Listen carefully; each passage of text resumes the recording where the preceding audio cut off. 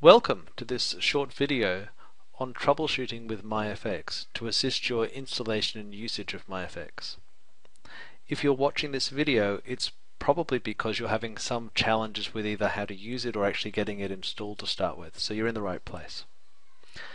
The first thing we're going to check is go to your MetaTrader, and down the bottom right you should see that it actually has a connection status with being some numbers. If you see it say no connection or invalid account, then it's to do with the fact that your MetaTrader has actually not currently got data feed or not got a current account, and speak to your MetaTrader broker about how to rectify that, or simply go to the file menu, look to open an account or to log in, because without this having a connection status which is actually flowing with information, then MYFX as a mirror doesn't have any information to collect.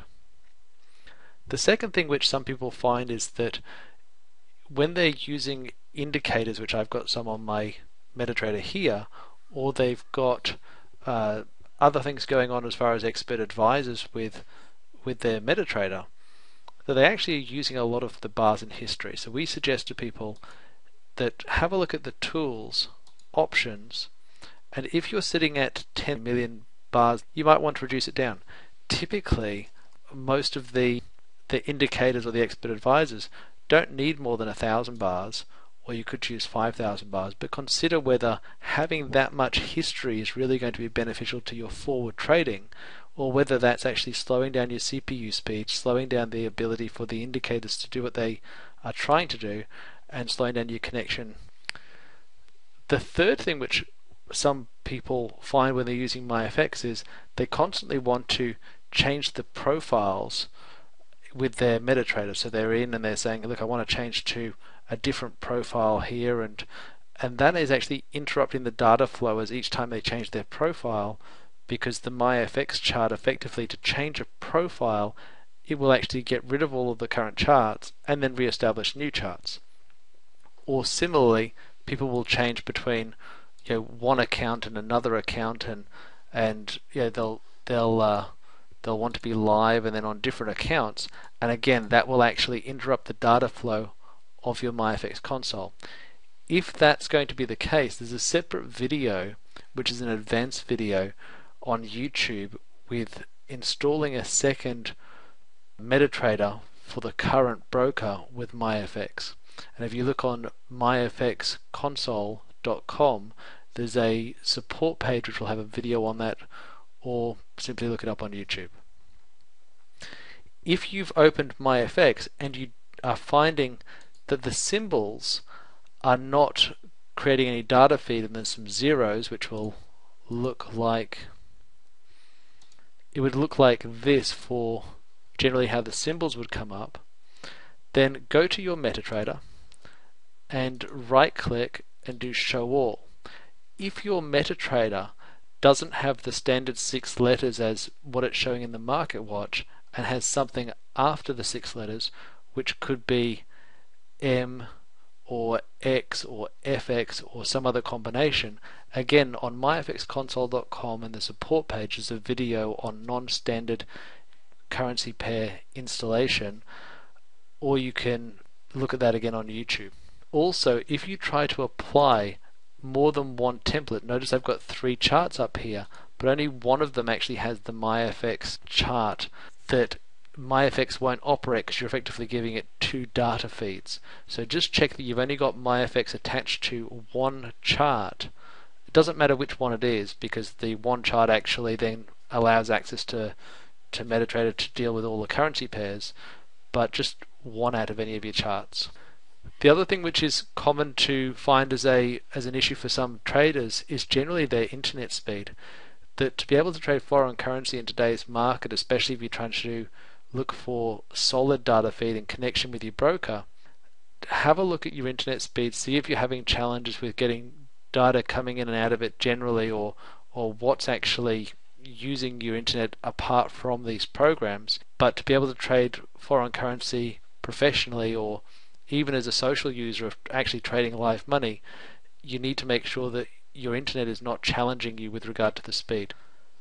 I also encourage users to go to their task manager, which in Windows 7 can be found by right-clicking at the bottom of your page and going to Task Manager. And what's interesting to look at is what your current CPU usage is. If you sort by image name, what you should find is that there is only one copy of MyFX which is working, and one copy of a program called terminal.exe, which is actually MetaTrader.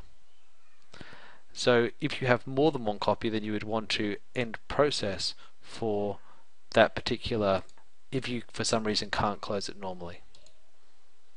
So if one copy of both of those is working, then I would suggest that some programs take up more or less CPU depending on what they're having to do. MyFX is not a light program. It actually takes up a bit of CPU because it's being asked to do a lot of tasks and keep track of a lot of things at one time.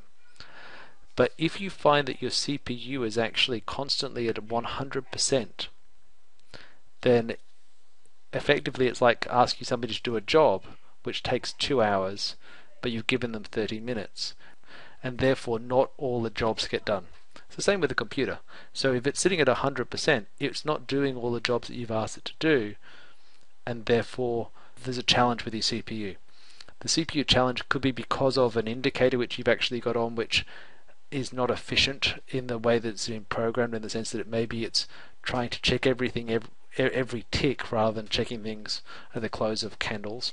It could be another program. It could be, if you use Skype, for instance, and you're doing video chatting at the same time, that will take up some CPU.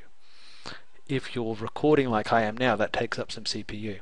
So have a look at the programs which are existing, and especially for your execution of your trade, you want to make sure that the computer which you're using is new enough so it's actually a decent quality computer for today's programs which are being made, and that it has the capacity to be able to keep up with all of the programs, and that it also is sitting somewhere around 50% is fine, anywhere around there, as long as it's not flatlining at 100%. The other thing to check out is your firewalls. Now, depending on which version of Microsoft you're on, as well as there's a whole load of external firewalls which are all very good.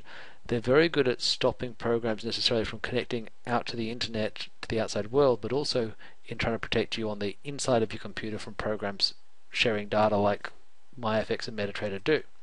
So you'll need to go in and make sure that your firewall settings are set to allow MyFX and MetaTrader to communicate.